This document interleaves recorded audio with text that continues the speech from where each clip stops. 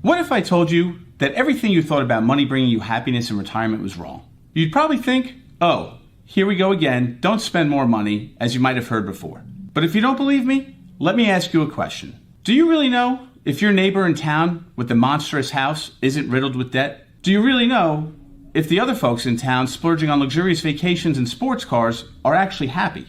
The reality is, in accordance with a retirement survey by Transamerica, only about 53% of retirees feel like they have a social life, while 30% of them feel like they're just making ends meet, and about 27% of them feel completely overwhelmed. So today, I'm going to break down for you the top regrets that I see retirees having, in addition to the roadmap that we use to help navigate these situations. And before I show you these regrets, I want you to understand what I would consider to be the biggest mistake of them all. Like a broken record, I cannot reiterate enough. From what I see, money does not equal happiness. I like to look at money as a tool, and having an understanding of what jobs I need to accomplish, I can then realize how I need to use that tool. Let's take a look at this first situation, which I would say, in one way or another, many of our clients yearn for, but the unexpected outcomes can be very chaotic. The once-in-a-lifetime excursion, which starts off with about a $10,000 budget and somehow out of nowhere balloons into over $60,000 in spending.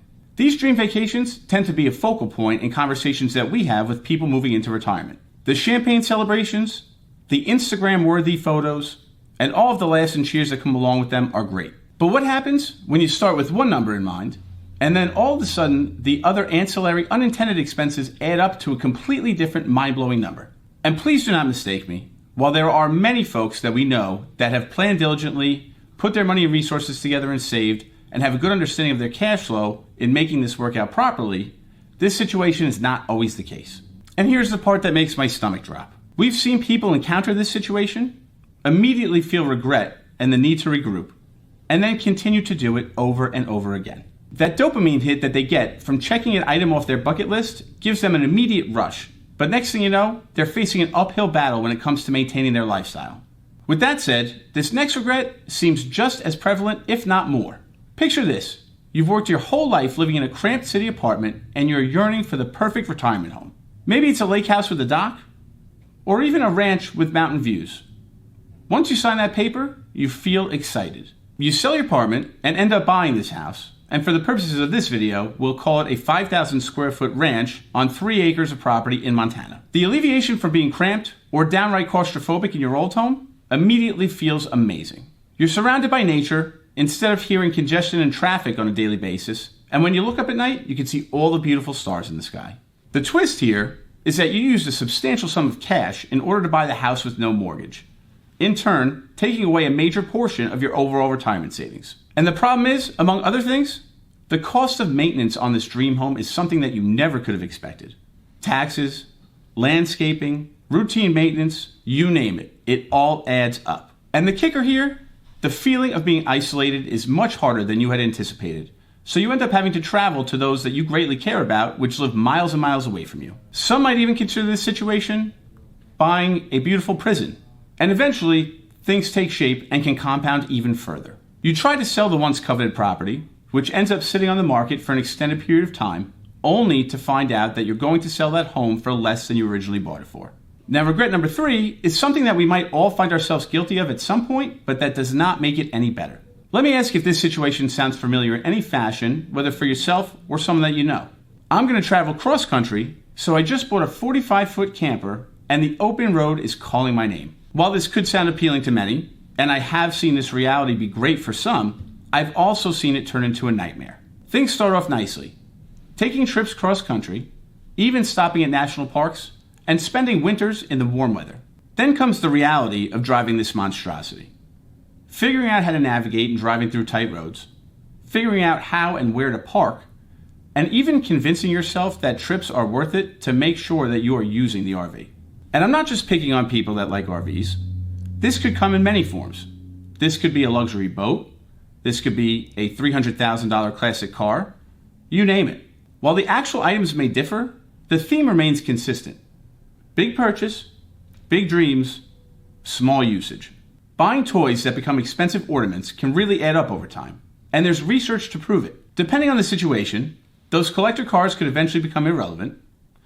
The luxury boat could end up depreciating by 15 to 20% a year, and the resale value on the RV could end up tanking. Regret number 4 breaks my heart, as this one can end up really spiraling, and not just in the sense of money, but also in the sense of emotion. And before I get into that, I do want to reiterate, it is important to understand that I have seen many families go about this in a successful way. However, I've also seen unsuccessful journeys, and it ends up being a terrible, terrible situation. The love of a parent for a child is the most powerful, selfless love in the world, which is a quote that is near and dear to me. And that love might bring us to do things that we might not always do, where our generosity can end up causing our detriment. After saving our entire lives to make sure that we have a comfortable future situated, we could end up shifting our focus to our children to make sure that they're set up properly as well. That could end up being things like paying off their student loans, providing them money to buy their first house, or even investing in a business to save it from failing. While these decisions might seem like you're making the right move each time and time again, the costs can add up. And at the end of the day, this help can end up forming dependency. Whether it end up being the business investment turning into a bailout, or the child having trouble maintaining their home after they lose their job.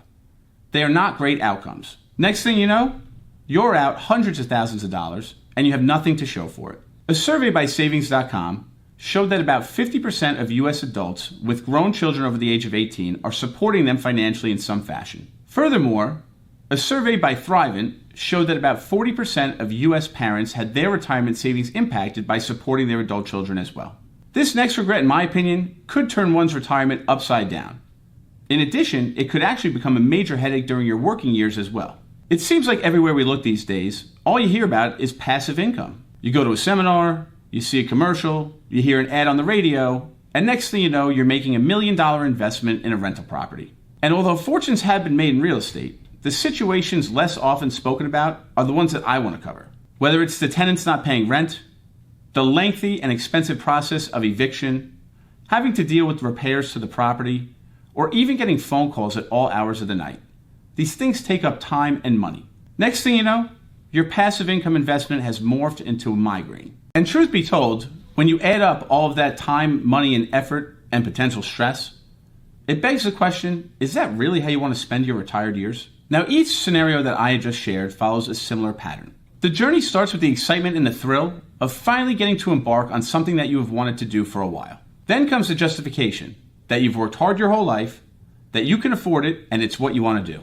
And in many cases, I've seen this turn out where a situation that you thought was going to be ideal and spectacular ends up turning into something that's catastrophic, a waste of time, a waste of money, and a stressor. The problem is, after decades of hearing that you shouldn't spend your money and you need to save, the pendulum ends up swinging too far to the other direction. And where this can become particularly intense is that unlike during your working years, where you might be able to make up for financial mishaps due to your increasing income, during retirement, mistakes tend to be a little less forgiving. The fact of the matter is, the mistakes are not only always financial, they involve emotions in many times as well. They can take away from your peace of mind, stress out your relationships, and even fill your life with stress and regret. And I believe, truthfully, one of the big keys here is to understand, identify, and be prepared for temptation. So why do intelligent and successful people make these mistakes? And how can you try to avoid them? These are the red flags that I look for. Warning sign number 1 is that you're trying to justify the purchase. Running thoughts through your mind like, I deserve this, or I've worked hard my whole life, are just that. So, in that instance, I try to take a pause. In my experience, emotion-driven decisions are not always logical. Warning sign number 2, you're not calculating the full cost. Although you might see the sticker price and keep that in mind, that doesn't always include ancillary expenses. Consider factoring in maintenance, taxes, and other costs associated with these objects, and understanding what opportunity is missed, and could that money make money elsewhere? Warning sign number 3, you're making decisions too quickly. I really do believe that big decisions should not be made impulsively. Warning sign number 4, you're not considering future you. Would the 80-year-old version of yourself be happy with this purchase when that time comes? Or will you feel regret and think that you should have saved your money to continue to invest, utilize it for long-term care or healthcare costs? Warning sign number 5, you're trying to buy happiness. If you're making a purchase where you're trying to fill an emotional void or recapture a positive feeling, you could be setting yourself up for disappointment. Recognizing these warning signs can be a useful first step, but the second step can be greater in understanding how do I live through my retirement without fear. I don't like to think of this situation as having to make a choice between buying happiness and protecting your future. So instead, I use a framework to help me figure out what's at stake. First things first, I never spend more than 1% of my total net worth without careful thought and consideration. Next, before I spend any money, I ask myself, am I buying an experience or am I buying an item? Experiences have the ability to create memories and potential happiness, while oftentimes I find that buying objects could end up requiring maintenance and end up forming regret. Then I ask myself, will this purchase still bring me joy in 5 years? Will I still be able to use it? And will I be glad that I bought it? Then I account for what I am not doing because I made this purchase. What opportunities am I giving up? Lastly, will this purchase allow me to sleep okay at night? Or will I be awake worrying about money? In my opinion, the retirees who avoid these problems follow the similar thought process. They prioritize experiences over objects. They prioritize memories over status. In having had the opportunity to watch these scenarios over the past decade, in my opinion, I really do feel that at the end of the day, retirement is not about having everything you want, but about wanting everything you have. If you're contemplating retirement and you're feeling overwhelmed, check out our next video here.